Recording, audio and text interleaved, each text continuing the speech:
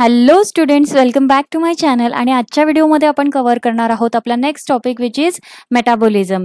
So बायोमॉलिक्युल्सची series आपण सुरू केली होती, ज्यामध्ये आपण carbohydrate, lipids, proteins, fats, nucleic acid, enzymes हे सगळे बायोमॉलिक्युल्स कव्हर केलेले आहेत. त्याच्या लिंक्स तुम्हाला खाली डिस्क्रिप्शन बॉक्समध्ये वरती आय बटनमध्ये मिळून जातील. सो चला तर मग आजच्या व्हिडिओला आपण सुरुवात करूया.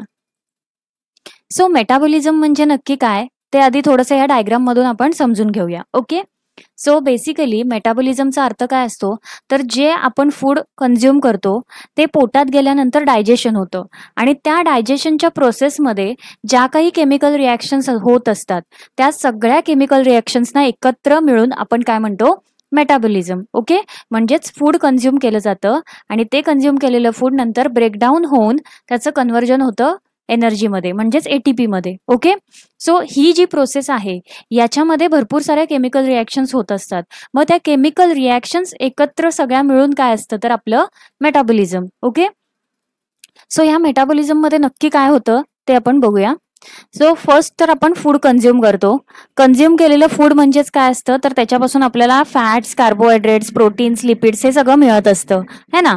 सो हे कार्बोहायड्रेट्स आणि प्रोटीन्स, फॅट्स हे सगळे मॅक्रोमॉलिक्युल्स आहेत. आता हे आपल्याला माहिती आहे, आपण आपल्या आधीच्या व्हिडिओमध्ये बघितलेलं आहे. कार्बोहायड्रेट्स हे कसे आहेत, मॅक्रोमॉलिक्युल्स आहेत, मोठे मॉलिक्युल्स आहेत. सो हे डायरेक्ट डायजेस्ट नाही होऊ शकत. सो त्याला डायजेस्ट होण्यासाठी एन्झाईम काय करतात, तर त्यांना ब्रेकडाऊन करतात छोट्या छोट्या मॉलिक्युल्समध्ये, म्हणजे स्मॉल मॉलिक्युल्समध्ये, आणि त्याचं कन्व्हर्जन नंतर होतं एनर्जीमध्ये. ओके, सो ही जी प्रोसेस आहे याच्यामध्ये फक्त एनर्जी तयार नाही होत आहे, तर त्याचबरोबर इथे केमिकल वेस्ट सुद्धा तयार होत असतात, लाईक कार्बन डायऑक्साईड आणि H2O म्हणजेच वॉटर. ओके, सो हे केमिकल वेस्ट आहेत. सो हे आपल्या बॉडीला गरजेचे नसतात आणि त्यामुळे त्याला नंतर आपण एलिमिनेट करून टाकतो. ओके, आणि एनर्जी जी आहे ती जेवढी हवी असेल तेवढी एनर्जी बॉडीमध्ये यूज केली जाते आणि उरलेली एनर्जी नंतर स्टोअर केली जाते in the form of ATP. Okay, आत्ता जी मी तुम्हाला प्रोसेस सांगितली ती झाली एक प्रोसेस. ओके, ती झाली वन प्रोसेस, ज्याला आपण कॅटाबॉलिझम म्हणतो. ते आपण आता पुढे शिकणार आहोत. ओके, आणि आता ह्याच्या रिव्हर्स एक प्रोसेस होते, म्हणजेच काय, तर इथे ऑलरेडी आपण काय बघू, मगाशी मी काय सांगितलं, कार्बोहायड्रेट्सचं कन्व्हर्जन कशामध्ये होतं, स्मॉल मॉलिक्युल्समध्ये होतं, है ना. सो मगाशी मी काय सांगितलं तुम्हाला, कार्बोहायड्रेट्स हे मॅक्रोमॉलिक्युल्स आहेत आणि ह्याचं कन्व्हर्जन कशामध्ये झालंय, छोट्या छोट्या मॉलिक्युल्समध्ये. ओके, सो आता इथे रिव्हर्स प्रोसेस कशी होते, तर हे जे छोटे मॉलिक्युल्स आहेत हे सगळे पुन्हा जॉईंड होतात, म्हणजेच काय, तर यांच्यामध्ये बॉन्ड तयार व्हायला लागतो आणि मग ह्याचं कन्व्हर्जन पुन्हा कशामध्ये होतं, तर कार्बोहायड्रेट्समध्ये. म्हणजेच काय, रिव्हर्स प्रोसेस होते. आता ही प्रोसेस होताना याला कशाची गरज लागली, एनर्जीची गरज लागली. पण जी फर्स्ट प्रोसेस झाली त्याच्यामध्ये एनर्जी तयार झाली, म्हणजेच आपल्याला याच्यामधून काय कळतंय, जी फर्स्ट प्रोसेस आहे त्याच्यामध्ये एनर्जी तयार होते आणि जी सेकंड प्रोसेस आहे त्याच्यामध्ये एनर्जी कन्झ्युम केली जाते. ओके, सो हे लक्षात ठेवायचं आहे. जी फर्स्ट प्रोसेस आहे त्याला आपण म्हणतो कॅटाबॉलिझम आणि जी सेकंड प्रोसेस आहे त्याला आपण म्हणतो anabolism. Okay, so in short metabolism म्हणजे काय, तर आपण जे फूड कन्झ्युम करतो, म्हणजेच लिव्हिंग ऑर्गॅनिझम जे फूड कन्झ्युम करतात, तर ते फूड कन्झ्युम केल्यानंतर ज्या काही केमिकल रिॲक्शन्स होत असतात त्या सगळ्या केमिकल रिॲक्शन्सना आपण एकत्र मिळून म्हणतो मेटाबॉलिझम. ओके, सो आता आपण त्याला जरा थेरॉटिकली शिकूया. सो डेफिनेशन काय आहे मेटाबॉलिझमची, तर metabolism is sum of all chemical reactions occurring within each cell of living organism. म्हणजेच काय, लिव्हिंग ऑर्गॅनिझमच्या प्रत्येक सेलमध्ये ज्या काही सगळ्या केमिकल रिॲक्शन्स घडत असतात त्या सगळ्या केमिकल रिॲक्शन्सना आपण एकत्र मिळून काय म्हणतो, मेटाबॉलिझम. ओके, दिस रिॲक्शन प्रोव्हाइड्स एनर्जी, है ना. शेवटला काय तयार होतं, मी सांगितले, एनर्जी तयार होते आणि ती एनर्जी आपण कुठे यूज करतो, तर व्हायटल सेल्युलर प्रोसेसेस. व्हायटल म्हणजे महत्वाच्या आणि सेल्युलर प्रोसेसेस म्हणजे आपल्या सेल्युलर लेवलला ज्या काही रिॲक्शन्स सुरू असतात, लाईक रेस्पिरेशन, डायजेशन. सो ह्या सगळ्यामध्ये ही एनर्जी यूज केली जाते. Okay, next, synthesize new organic materials required for growth, repair and maintenance. म्हणजेच काय, तर एनर्जी तर तयार होतेच, पण त्याचबरोबर अजून सुद्धा ऑर्गॅनिक मटेरियल तयार होत असतात ज्याची गरज आपल्याला आपल्या बॉडीच्या ग्रोथसाठी होते, रिपेअरसाठी होते आणि मेंटेनन्ससाठी. आता रिपेअरसाठी म्हणजेच काय, तर एखाद्या लिव्हिंग ऑर्गॅनिझमला इंज्युरी झाली तर ती रिपेअर होण्यासाठी ह्या एनर्जीचा आपण यूज करत असतो. Okay, metabolism is continuous process. So metabolism काय आहे? कंटिन्युअस प्रोसेस आहे. तुम्ही ऐकलत का कुठे की आपण ज्या वेळेला झोपतो त्यावेळेला मेटाबॉलिझम थांबतं? नाही. आपण झोपलो तरी पण मेटाबॉलिझम सुरू असतं, आपण जागे असलो तरी पण मेटाबॉलिझम सुरू असतं. म्हणजेच काय तर ही एक कंटिन्युअस प्रोसेस आहे ज्याच्यामध्ये 2 स्टेप होतात ज्या मी तुम्हाला मगाशी सांगितल्या. सो त्याच्यामध्ये पहिलं काय होतं? ब्रेकडाऊन होतं मोठ्या मॉलिक्युल्सचं आणि त्याचं कन्व्हर्जन कशामध्ये केलं जातं? छोट्या मॉलिक्युल्समध्ये. मग त्या प्रोसेसला आपण काय म्हणतो? कॅटॅबोलिझम. ओके. सो इथे त्यांनी काय सांगितलंय? Breakdown of complex biomolecules. आता कॉम्प्लेक्स म्हणजे किचकट म्हणजेच मोठे. ओके. सो असे बायोमॉलिक्युल्स जे मोठे आहेत, मॅक्रो बायोमॉलिक्युल्स आहेत, त्या बायोमॉलिक्युल्सना तोडलं जातं, त्यांना ब्रेकडाऊन केलं जातं आणि त्यांचं कन्व्हर्जन केलं जातं स्मॉल मॉलिक्युल्समध्ये. ओके. सो ह्या प्रोसेसला आपण म्हणतो कॅटॅबोलिझम, ज्याच्यामध्ये एनर्जी तयार होत असते. ओके. नेक्स्ट प्रोसेस असते सिंथेसिस. काय सिंथेसिस होतं? तर नवीन बायोमॉलिक्यूल तयार होत असतो. जसं मी मगाशी सांगितलं, कार्बोहायड्रेट्सचे जे छोटे छोटे मॉलिक्युल्स आहेत, इथे आपण सपोज करूया ग्लायकोजन आहे. ओके. हे ग्लायकोजनचे मॉलिक्युल्स आहेत. हे सगळे मॉलिक्युल्स एकत्र येणार आणि इथे एक मोठा मॉलिक्यूल तयार होणार ज्याला आपण ग्लुकोज म्हणू शकतो. ओके. सो ही जी प्रोसेस आहे याच्यामध्ये एनर्जी यूज केली जाते. आता इथे कुठली एनर्जी यूज करतात? तर जी कॅटॅबोलिझम मध्ये तयार झालेली एनर्जी आहे, सपोज इथे स्टोअर केलेली एनर्जी आहे. सो ही जी एनर्जी आहे हितून एनर्जी यूज केली जाते अॅनाबोलिझमच्या प्रोसेससाठी. याच्यावरूनच आपल्याला लक्षात काय येत आहे की कॅटॅबोलिझम आणि अॅनाबोलिझम याच्यामध्ये कनेक्शन आहे. कॅटॅबोलिझम ज्या वेळेला एनर्जी तयार करेल तिथूनच मग अॅनाबोलिझमची प्रोसेस सुरू होणार आहे, कारण अॅनाबोलिझमला एनर्जीची गरज लागते. ओके. सो इथे काय सांगितलंय? Each metabolic reaction transforms one biomolecule into another and most reactions are interconnected forming metabolic pathway. आता त्यांना काय सांगायचंय की भरपूर साऱ्या मेटाबॉलिझमच्या रिएक्शन्स ज्या आहेत त्या काय करतात? एका बायोमॉलिक्यूलचं कन्व्हर्जन दुसऱ्या बायोमॉलिक्यूलमध्ये करतात. म्हणजेच जसं की सपोज मी इथे एक्झाम्पलसाठी सांगते, कार्बोहायड्रेट आहे तर ह्या कार्बोहायड्रेटचं कन्व्हर्जन होणार आहे फॅट्समध्ये. ओके. आणि पुन्हा वाईस वर्सा फॅटचं कन्व्हर्जन होणार आहे. सो हे बायोमॉलिक्युल्स एकमेकाला ट्रान्सफॉर्म करत असतात ह्या मेटाबॉलिक रिएक्शन्समध्ये. आणि भरपूरच्या रिएक्शन्स अशा आहेत ज्या एकमेकाला इंटरकनेक्टेड असतात. ओके. म्हणजेच त्या एकमेकावरती डिपेंड असतात. एक रिएक्शन कंप्लीट झाली की पुढची रिएक्शन होते, पुढची रिएक्शन झाली की पुन्हा सेकंड रिएक्शन होते. अशा ह्या एकमेकाला इंटरकनेक्टेड असतात. ओके. आणि ह्यालाच आपण काय म्हणतो? Metabolic pathway. सो नेक्स्ट आहे मेटाबॉलिक पाथवेचे टाइप्स. ओके. सो याच्यामध्ये 2 टाइप्स असतात. एक असते कॅटॅबॉलिक पाथवे आणि दुसरा असतो anabolic pathway. Okay. So metabolic pathway म्हणजेच काय? थोडंसं रिपीट करूया. ह्या डायग्राम मध्ये सो इथे हा कार्बोहायड्रेट आहे. ओके. कार्बोहायड्रेटचं कन्व्हर्जन कशामध्ये झालंय? ग्लुकोजमध्ये झालंय. आणि ग्लुकोजचं कन्व्हर्जन पुन्हा कशामध्ये होतंय? ग्लायकोजनमध्ये होतंय. ओके. आणि हा जो ग्लुकोज आहे ह्याचं कन्व्हर्जन पुन्हा फॅटमध्ये सुद्धा होतंय. म्हणजे ह्या ग्लुकोजपासून ग्लायकोजन सुद्धा तयार झालंय आणि फॅट सुद्धा तयार होत आहेत. कळतंय? एक्सेस ग्लुकोज जे जास्त प्रमाणात ग्लुकोज असतं त्याचं कन्व्हर्जन होतं फॅटमध्ये. कळतंय? त्यानंतर इथे जर तुम्ही प्रोटीन्सचं बघाल तर प्रोटीन्समधून अमिनो ऍसिड्स तयार होतात. ओके. आणि अमिनो ऍसिड्सचं नंतर ग्लायकोजेनेसिस होऊन त्याचं पुन्हा ग्लुकोज तयार होते. कळतंय? आता ह्या ग्लुकोजचं पुन्हा इथून फॅट्समध्ये कन्व्हर्जन होतं. सो ह्या ज्या रिएक्शन्स आहेत ना ह्या एकमेकाला इंटरकनेक्टेड असतात. ओके. आणि ह्यालाच आपण काय म्हणतो? तर metabolic pathway. Okay. So metabolic पाथवेचे 2 टाइप सांगितले, कॅटाबॉलिक पाथवे आणि अॅनाबॉलिक पाथवे. ओके. सो आपण त्याला एक एक करून एक्सप्लेन करूया. सगळ्यात पहिला आहे कॅटाबॉलिक पाथवे, ज्याला आपण कॅटाबोलिझम सुद्धा म्हणतो. सो याची डेफिनेशन काय आहे? Catabolic pathway is a pathway that breaks down complex biomolecule into simpler one. है ना? मोठे मोठे जे कॉम्प्लेक्स बायोमॉलिक्यूल आहेत त्याचं ब्रेकडाऊन कशामध्ये होतं? सिम्पलर वनमध्ये. आणि त्याच्यातून एनर्जी रिलीज केली जाते जी युजली स्टोअर केली जाते ॲज ATP म्हणजेच ॲडेनोसिन ट्रायफॉस्फेट ह्याच्या फॉर्ममध्ये एनर्जी स्टोअर केली जाते. याचा अर्थ काय? तर जेवढी एनर्जी शरीराला गरजेची आहे तेवढी यूज केली जाते आणि बाकीची एनर्जी स्टोअर केली जाते. ओके. सपोज इथे आपण ब्रेड किंवा चपाती खाल्ली आहे आणि आपल्याला माहिती आहे ब्रेड आणि चपातीमधून आपल्याला कार्बोहायड्रेट, स्टार्च हे सगळे बायोमॉलिक्युल्स मिळत असतात. सो इथे स्टार्च दिलेलं आहे. सो स्टार्चचं कन्व्हर्जन नंतर कशामध्ये होतं तर ग्लुकोजमध्ये होतं.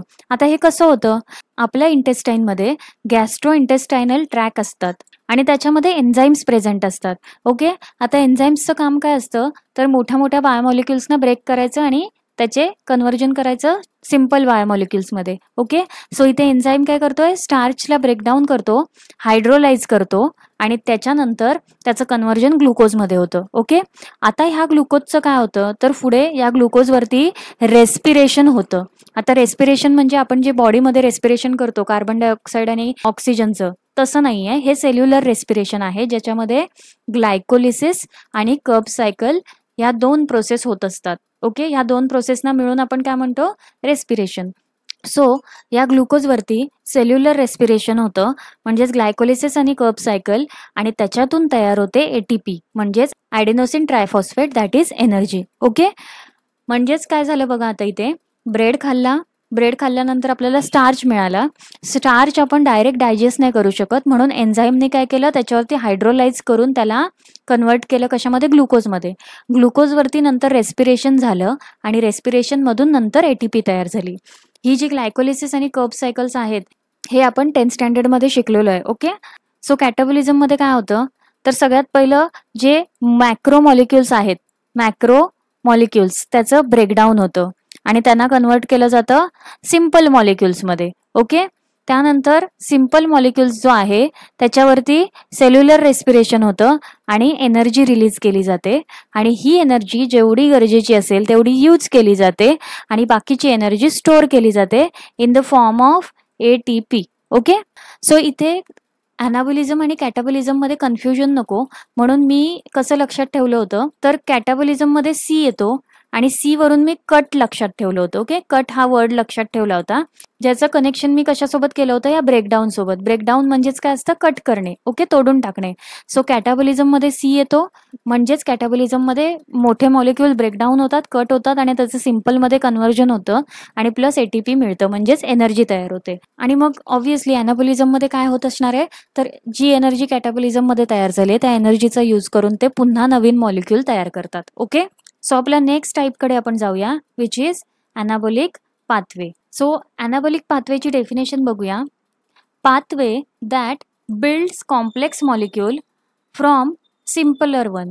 म्हणजेच काय, छोट्या छोट्या मॉलिक्यूलपासून जेव्हा मोठे मॉलिक्युल्स तयार केले जातात, कॉम्प्लेक्स मॉलिक्यूल तयार केले जातात, त्या प्रोसेसला आपण काय म्हणतो, ॲनाबॉलिझम. आणि ही प्रोसेस होण्यासाठी त्याला कशाची गरज लागते, एनर्जीची. म्हणून इथे काय लिहिलंय, कन्झ्युम एनर्जी कन्झ्युम करतो, वापरतो. ओके, आणि कॅटाबॉलिझममध्ये काय होतं, एनर्जी तयार होते.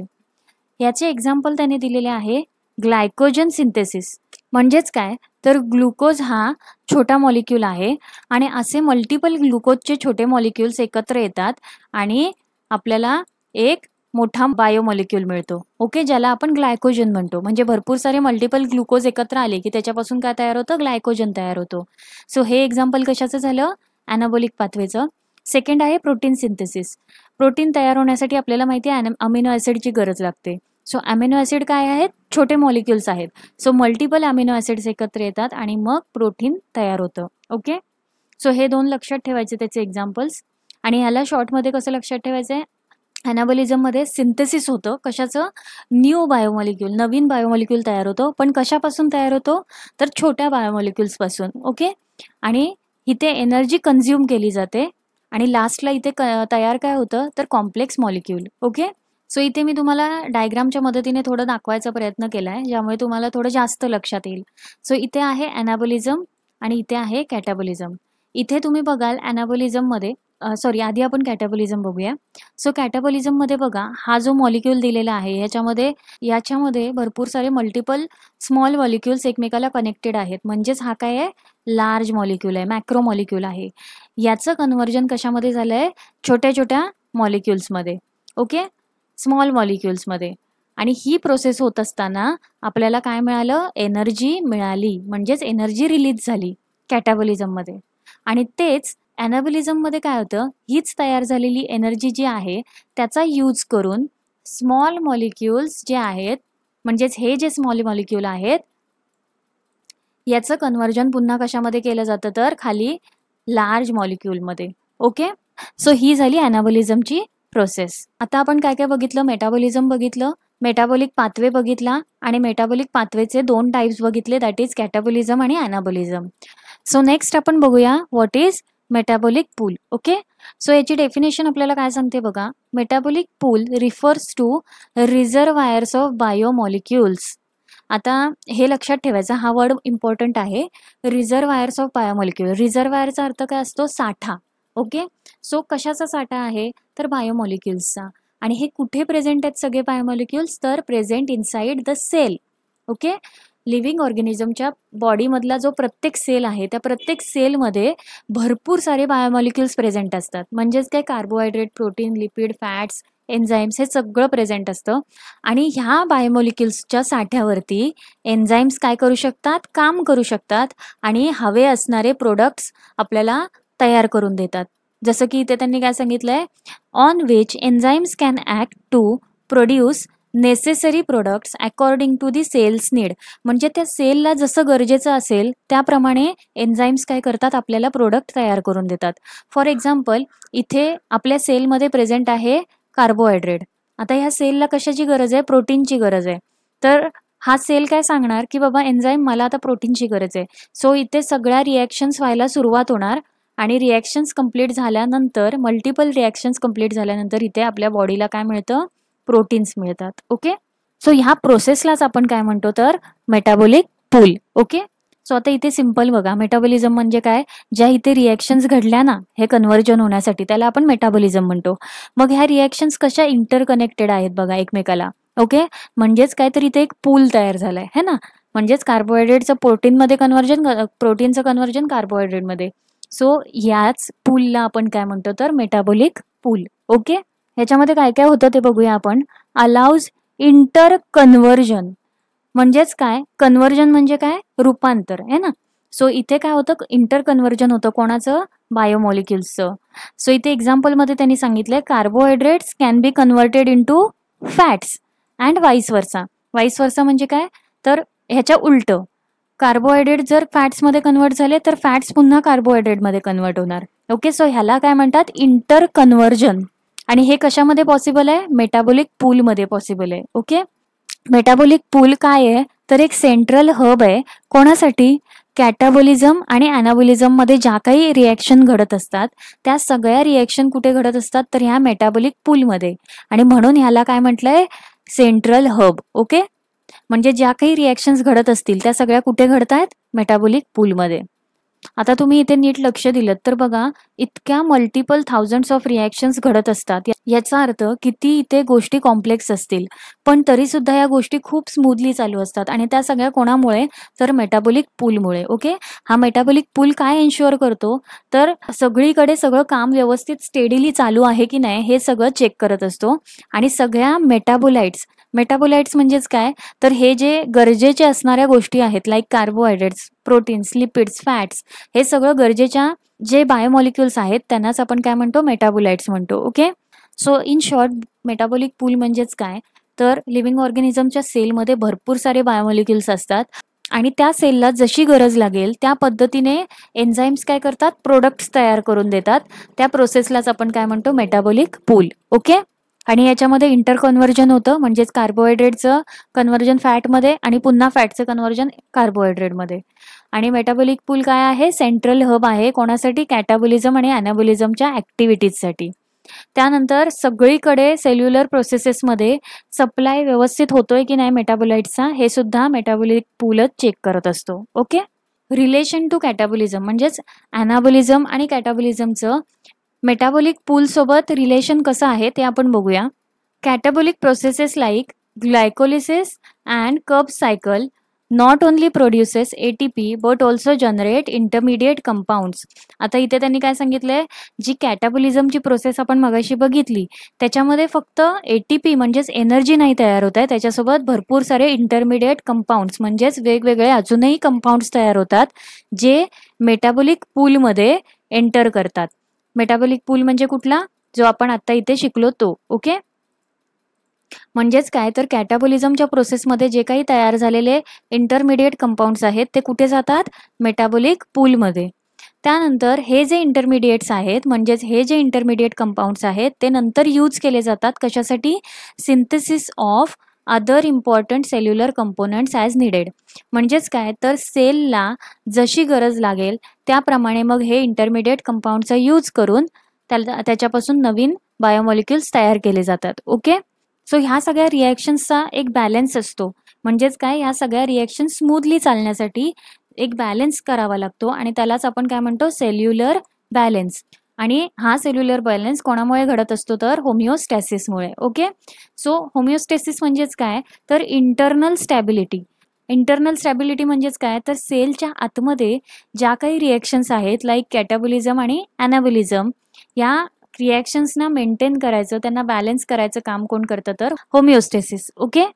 आता आपल्या नेक्स्ट टॉपिककडे आपण जाऊया, which is secondary metabolites. So secondary metabolites म्हणजेच काय तर these are small organic molecules. आता हे पण मॉलिक्युल्सच आहेत जे कुठे तयार केले जातात? तर ऑर्गॅनिझमच्या बॉडीमध्ये तयार केले जातात.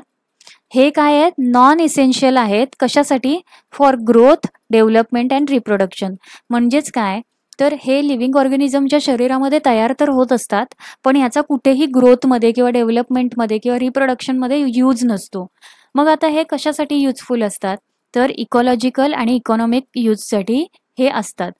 कसं ते आपण आता पुढे बघूया. ओके. आता हे कुठल्या ऑर्गॅनिझम्समध्ये प्रोड्यूस केले जातात ते बघूया. They are mainly produce by bacteria, fungi and plants. म्हणजे इथे ह्युमन्स नाही आहे. ओके. किंवा ॲनिमल्स पण इथे येत नाहीत. याच्यामध्ये जास्त करून बॅक्टेरिया, फंगी आणि प्लांट्सच आहेत जे सेकंडरी मेटाबोलाइट्स तयार करत असतात. ओके. आणि त्यांचा यूज कशासाठी असतो? तर स्वतःला प्रोटेक्ट करण्यासाठी किंवा डिफेन्ससाठी. ते आता आपण पुढे पुढे बघूया. ओके. सो हे जे सेकंडरी मेटाबोलाइट्स आहेत त्यांचं क्लासिफिकेशन केलेलं आहे. ओके. सो हे क्लासिफिकेशन कुठल्या बेसवरती केले ते आधी आपण बघूया. इथे 4 पॉईंट कन्सिडर केले क्लासिफिकेशनसाठी आणि नंतर या सेकंडरी मेटाबोलाइट्सला काय केलं? डिवाइड केलंय. ओके. सो सगळ्यात पहिलं कन्सिडर काय केलेलं तर जो कुठला सेकंडरी मेटाबोलाइट असेल त्याचं केमिकल स्ट्रक्चर कसं आहे, म्हणजेच त्या स्ट्रक्चरमध्ये बेन्झिन रिंग्स प्रेझेंट आहेत का, शुगर प्रेझेंट आहे का, किंवा नायट्रोजन प्रेझेंट आहे का, असे भरपूर सारे कंपाऊंड्स चेक केले जातात या स्ट्रक्चरमध्ये. त्यानंतर कंपोजिशन कसं आहे त्याचं, नायट्रोजनस आहे की नॉन नायट्रोजनस आहे. ओके. म्हणजेच काय तर नायट्रोजनस असेल तर त्याला वेगळ्या ग्रुपमध्ये आणि नॉन नायट्रोजनस असेल तर त्याला वेगळ्या ग्रुपमध्ये. ओके. त्यानंतर त्याची सोल्युबिलिटी चेक केली जाते, म्हणजेच कुठल्या कुठल्या सॉल्व्हंटमध्ये तो सोल्युबल आहे, म्हणजेच डिझॉल्व्ह होऊ शकतो. ओके. तुम्हाला माहिती आहे भरपूर सारे सॉल्व्हंट्स आहेत. आणि लास्ट पॉइंट कन्सिडर केलेला आहे बायोसिंथेटिक पाथवे. बायोसिंथेटिक पाथवे म्हणजेच काय तर जसं आपण मगाशी बघितलं एका बायोमॉलिक्युलचं कन्व्हर्जन दुसऱ्या बायोमॉलिक्युलमध्ये होतं, म्हणजेच कार्बोहायड्रेटचं कन्व्हर्जन फॅटमध्ये. तसंच इथे काय होतं, एका सेकंडरी मेटाबोलाइटचं कन्व्हर्जन दुसऱ्या सेकंडरी मेटाबोलाइटमध्ये. जसं की इथे त्यांनी दिलेलं आहे एक्झाम्पलमध्ये फिनाइल प्रोपेनाइड याचं कन्व्हर्जन झालेलं आहे टॅनिन्समध्ये. ओके. टॅनिन्स कसे तयार झालेत? फिनाइल प्रोपेनाइडचं कन्व्हर्जन झालं, म्हणजेच त्याच्यामध्ये भरपूर साऱ्या रिएक्शन्स झाल्या आणि त्याचं कन्व्हर्जन कशामध्ये झालं? टॅनिन्समध्ये. ओके. सो हे सुद्धा चेक केलं जातं कोणता सेकंडरी मेटाबोलाइट कुठल्या सेकंडरी मेटाबोलाइटमध्ये कन्व्हर्ट होऊ शकतो. सो ह्या 4 पॉईंट्सचा स्टडी करून सेकंडरी मेटाबोलाइट्सचे 3 मेन ग्रुप्समध्ये क्लासिफिकेशन केलं गेलं, ज्याला आपण सिम्पलर क्लासिफिकेशन म्हणतोय. ओके. त्याच्यामध्ये 3 ग्रुप्स कोणते आहेत तर टर्पिन्स, फेनोलिक्स आणि नायट्रोजन कंटेनिंग कंपाऊंड्स. ओके. हे 3 ग्रुपमध्ये सेकंडरी मेटाबोलाइट्सचं क्लासिफिकेशन केलं गेलं. सो आता एक एक करून आपण ह्याला बघूया. सगळ्यात पहिलं आहे terpenes. Terpenes are made up of mevalonic acid and mevalonic acid are composed of carbon and hydrogen. याचा अर्थ काय तर टर्पेन्स हे कशापासून बनलेले आहेत? मेव्होलॉनिक ॲसिडपासून. आणि मेव्होलॉनिक ॲसिडचं स्ट्रक्चरमध्ये काय काय येतं तर कार्बन आणि हायड्रोजन. ओके. त्यानंतर त्याचे एक्झाम्पल्स दिलेले आहेत मेन्थॉल, कॅनबिनॉल, रबर आणि कॅरेटोनॉइड्स. ओके. नेक्स्ट आहे फेनोलिक्स. फेनोलिक्स हे कशापासून बनलेले आहेत तर सिम्पल शुगरपासून बनलेले आहेत, म्हणजेच त्याच्यामध्ये काय काय प्रेझेंट आहे? बेन्झेनिक रिंग प्रेझेंट आहेत, हायड्रोजन प्रेझेंट आहे आणि ऑक्सिजन प्रेझेंट आहे. ओके. एक्झाम्पल दिलेले आहेत tannins, flavonoids, lignin and salicylic acid. Okay. Next आहेत नायट्रोजन कंटेनिंग कंपाऊंड्स, म्हणजेच यांच्यामध्ये नायट्रोजन तर प्रेझेंट असणारच आहे, प्लस याच्यामध्ये सल्फर सुद्धा प्रेझेंट असू शकतं. ओके, त्यांनी काय सांगितलंय, हे एक डायव्हर्स ग्रुप आहेत, म्हणजे खूप मोठा ग्रुप आहे ह्यांचा, आणि त्याच्यामध्ये कदाचित, म्हणजेच त्यांनी काय सांगितलंय, मे ऑल्सो कंटेन सल्फर, कदाचित त्यांच्यामध्ये सल्फर सुद्धा प्रेझेंट असू शकतं. एक्झाम्पल दिलेलं आहे अल्कलॉइड्स. ओके, सगळ्या टाईप्सचे अल्कलॉइड्स येऊ शकतात त्याच्यामध्ये, लाईक मॉर्फिन, निकोटीन आणि कॅफेन. आणि सेकंड एक्झाम्पल दिलेलं आहे ग्लुकोसिनोलेट्स. ओके, आता या सेकंडरी मेटाबोलाइट्सचा इकॉनॉमिक इम्पॉर्टन्स बघूया, म्हणजे त्याला कमर्शियली कसं यूज केलं जातं. सगळ्यात पहिलं तर मेडिसिनल व्हॅल्यू आहे. भरपूर सारे मेडिसिन्स याच्यापासून तयार केले जातात सेकंडरी मेटाबोलाइट्स पासून, लाईक इन्फेक्शनसाठी, कॅन्सरसाठी, हायपर टेन्शन आणि इन्फ्लेमेशन सारख्या डिसीजवरती किंवा आजारांवरती हे सेकंडरी मेटाबोलाइट्स पासून मेडिसिन्स तयार केले जातात. मॉर्फिन एक कंपाऊंड आहे. ओके, सो याच्यापासून पेन रिलीफ सारखे मेडिसिन्स बनवले जातात. आणि हे कुठून मिळतं आपल्याला मॉर्फिन, तर पॅपेवर सोमनिफेरम हे सायंटिफिक नाव आहे झाडाचं. या प्लांटपासून आपल्याला मॉर्फिन मिळतात. आणि मॉर्फिन काय आहेत, सेकंडरी मेटाबोलाइट्स. ओके, जनरली या प्लांटला पॉपियम पॉपी ह्या नावाने सुद्धा ओळखलं जातं. ओके, आणि त्याला यूज केलं जातं कशाच्या फॉर्ममध्ये, पेन रिलीफच्या फॉर्ममध्ये किंवा कफ सप्रेसेंट म्हणून सुद्धा यूज केलं जातं, म्हणजेच आपल्या खोकल्यावरती सुद्धा ह्याला यूज केलं जातं मॉर्फिनला. रिक्रिएशनल यूज म्हणजेच काय, तर कंपाऊंड्स लाईक निकोटीन, कोकेन, कॅनबेनॉल हे सगळे जे कंपाऊंड्स आहेत हे सेकंडरी मेटाबोलाइट्स आहेत, आणि यांना स्टिम्युलेशनसाठी आणि रिक्रिएशनसाठी सुद्धा यूज केलं जातं. रिक्रिएशन म्हणजेच काय, तर हॅपीनेससाठी, थोडंसं मजा करण्यासाठी. ओके, त्यानंतर फ्लेवरिंग एजंट म्हणून पण यूज केले जातात फूडमध्ये. फूडची टेस्ट एनहान्स करायला यूज केले जातात, लाईक फ्लेवर्स वेगवेगळ्या प्रकारचे बनवले जातात या सेकंडरी मेटाबोलाइट्स पासून, आणि ॲरोमाज सुद्धा बनवले जातात. ओके, म्हणजेच परफ्युम्स वगैरे सुद्धा ह्याच्यापासून बनवले जातात. आणि सगळ्यात नॅचरल जो यूज आहे तो आहे प्लांट प्रोटेक्शन, म्हणजेच प्लांट काय करतात, स्वतःच्याच प्रोटेक्शनसाठी याला यूज करत असतात. लाईक फॉर एक्झाम्पल, एखादं प्लांट आहे आणि त्याच्यावरती जर इन्सेक्टनी अटॅक केला तर ते प्लांट काय करतात, सेकंडरी मेटाबोलाइट्स सारखे कंपाऊंड्स त्यांच्यामध्ये तयार करायला लागतात, आणि त्याचा एक वेगळा ॲरोमा असतो, त्याचा एक वेगळा फ्लेवर असतो, लाईक बिटर फ्लेवर असेल तर ते इन्सेक्ट काय होतात, पळून जातात. ओके, सो आता इथे त्यांनी एक एक्झाम्पल दिलेलं आहे ग्लुकोसिनोलेटचं, जे आपल्याला कॅबेजमध्ये मिळतं आणि त्याच्या रिलेटिव्हजमध्ये मिळतं. आता कॅबेजचे रिलेटिव्हज कोण, तर कॉलीफ्लॉवर वगैरे हे सगळे काय झाले, त्याचे रिलेटिव्हज झाले. आणि ह्या सगळ्या कॅबेजच्या फॉर्ममध्ये आपल्याला ग्लुकोसिनोलेट्स हा कंपाऊंड मिळतो, जो सेकंडरी मेटाबोलाइट आहे, आणि त्याला एक विशिष्ट फ्लेवर असतो आणि ॲरोमा असतो. ओके, आणि तो कशासाठी यूज करतात ते प्लांट्स, तर टू प्रोटेक्ट फ्रॉम पेस्ट, म्हणजेच इन्सेक्टपासून. ओके, फूड इंडस्ट्रीमध्ये यूज केलं जातं. टॅनिन्स जे आहेत ते तो वाईन आणि चॉकलेटमध्ये त्याला यूज केलं जातं टू इम्प्रूव्ह ॲस्ट्रेंजन्सी आणि त्याचा टेक्स्चर. ओके, आणि लास्ट यूज आहे अँटीबायोटिकमध्ये आणि प्रिझर्वेटिव्ज म्हणून सुद्धा त्याला यूज केलं जातं. अँटीबायोटिक आपल्याला माहिती आहेत, तापावरती आपण वगैरे जे अँटीबायोटिक्स यूज करतो ते सुद्धा मेडिसिन्स कशापासून बनवलेले असतात, सेकंडरी मेटाबोलाइट्सपासून. आणि ह्या सेकंडरी मेटाबोलाइट्सला ॲज अ फूड प्रिझर्वेटिव्ह सुद्धा यूज केलं जातं. म्हणजेच जर पिकल्स तुम्हाला माहिती असेल, पिकल्समध्ये सुद्धा प्रिझर्वेटिव्स टाकले जातात का, कारण त्याला भरपूर दिवस आपल्याला टिकवून ठेवायचं असतं, मग त्याच्यामध्ये सेकंडरी मेटाबोलाइट्सचे कंपाऊंड प्रेझेंट असतात. Okay, as a preservative. आता आजच्या व्हिडिओमध्ये पॉईंट्स टू रिमेंबर काय आहेत, मेटाबॉलिझम म्हणजेच काय, तर कॅटाबॉलिझम आणि ॲनाबॉलिझम ह्या दोन्ही प्रोसेसमध्ये ज्या काही रिॲक्शन्स होत असतात त्याला एकत्र मिळून आपण म्हणतो मेटाबॉलिझम. मेटाबॉलिक पूल म्हणजेच काय, तर सेलमध्ये बायोमॉलिक्युल्सचे रिझर्वायर आहेत, म्हणजेच साठा आहे, आणि त्याच्यामध्ये काय सुरू असतं, इंटर कन्व्हर्जन सुरू असतं बायोमॉलिक्युल्सचं, त्यालाच आपण काय म्हणतो, मेटाबॉलिक पूल. ओके, म्हणजे ही प्रोसेस जिथे घडत असते त्याला म्हणतो आपण मेटाबॉलिक पूल. ह्या सगळ्या रिॲक्शन्सना बॅलन्स मेंटेन करून ठेवायला लागतो. सो ते काम कोणाचं असतं, तर होमिओस्टॅसिसचं. आणि सेकंडरी मेटाबोलाइट्स जे आत्ता आपण बघितले ते सर्वायवलसाठी गरजेचे नाही आहेत, तर ते डिफेन्ससाठी, फ्लेवरसाठी आणि मेडिसिन्ससाठी युजफुल आहेत. ओके, सो आय होप तुम्हाला आजचा टॉपिक व्यवस्थित कळलेला आहे. काही प्रॉब्लेम्स असतील, डाऊट असतील, मला खाली कमेंट सेक्शनमध्ये नक्की विचारा. आजचा व्हिडिओ तुम्हाला आवडला असेल तर व्हिडिओला लाईक करा, तुमच्या फ्रेंड्ससोबत शेअर नक्की करा.